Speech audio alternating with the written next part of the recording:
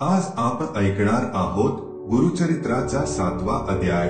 या अध्यायात मुख्यत्वे गोकर्ण महाबळेश्वर या शिवक्षेत्राचे महत्त्व सांगितले आहे। नकळतपणे केलेल्या पापांचे निराकरण या पवित्र क्षेत्रात होते आणि भक्तिभावाने केलेली शिवपूजा अत्यंत फलदायी ठरते, असा संदेश या अध्यायात आहे।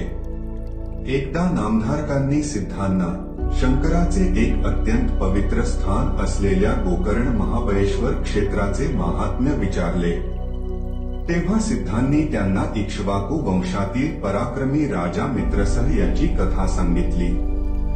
राजाने शिकार करताना एका दैत्याचा वध केला, तेव्हा दैत्याच्या भावाने सूड घेण्यासाठी कपटाने राजाच्या श्राद्धाच्या वेळी ब्राह्मणांना मानवी मांस वाढले। या घोर कृत्यामुळे क्रोधित झालेल्या वसिष्ठ ऋषींनी राजाला ब्रह्मराक्षस होण्याचा शाप दिला। 12 वर्षांनी राजा मनुष्य रूपात परतला, पण ब्रह्महत्येच्या पापाने त्याला अत्यंत क्लेश झाले। अनेक तीर्थयात्रा करूनही पाप दूर होत नव्हते।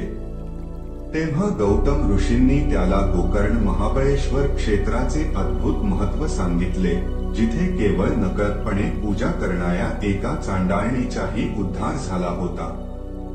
हे ऐकून राजा मित्रसहने गोकर्ण क्षेत्रात जाऊन भक्तिभावाने शिवाची आराधना केली, ज्यामुळे त्याचे सर्व शाप आणि ब्रह्महत्येचे महापाप नष्ट झाले आणि त्याला शांती मिळाली। अशा प्रकारे सिद्धांनी गोकर्ण क्षेत्राच्या दर्शनाचे आणि शिवपूजेचे अपार महत्त्व नामधारकांना समजावून सांगितले।